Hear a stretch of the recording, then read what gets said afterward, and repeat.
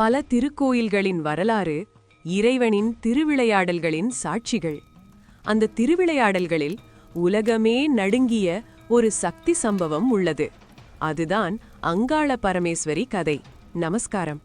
பிரம்மதேவன் சிவனைப் போலவே பஞ்சசிரசுகளை வரமாக பெற்றிருந்தார். ஒரு நாள் அகங்காரத்துடன் கைலாயம் வந்தார்.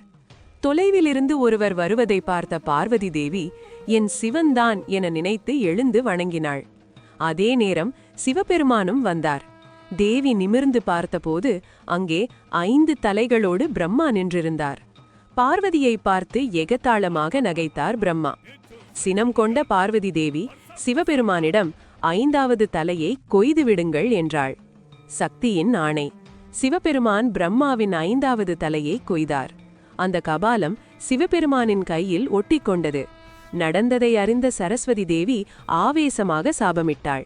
நீ பிரம்மஹத்தி தோஷம் பிடித்து மயானம் தோறும் அலைந்து திரிவாய்.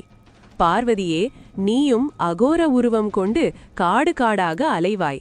சிவபெருமான் பிச்சாண்டியாக மாறினார். கையில் கபாலம். பார்வதி தேவி மயான பேச்சியாக மாறி சுடுகாட்டில் அலைந்தாள். இதை கண்ட மகாவிஷ்ணு மோகினி உருவம் கொண்டு சரஸ்வதியிடம் சென்றார். கபாலம் பிச்சையால் நிரம்பினால் சாபம் விலகும் என்று தீர்வு சொன்னாள் சரஸ்வதி. மகாலட்சுமி பிச்சையிடத் தொடங்கினாள். எவ்வளவு போட்டாலும் கபாலம் நிரம்பவே இல்லை. அந்த நேரத்தில் பார்வதி தேவி அங்காள பரமேஸ்வரியாக உருவெடுத்தாள்.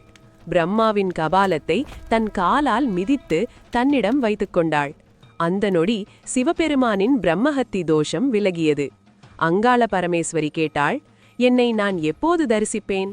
சிவபெருமான் சொன்னார், உன் நெற்றிப் பொட்டிலேயே நான் வாசம் செய்வேன். மீண்டும் கேட்டாள் தேவி, நான் எப்போது உங்களுடன் சேர்வது? மாசி மாத சிவராத்திரி நாளில் நீ என்னுள் கலப்பாய் என்றார் சிவபெருமான். அந்த நாளில் பார்வதி தேவி சாப விமோச்சனம் பெற்று சிவபெருமானுடன் ஒன்றினாள்.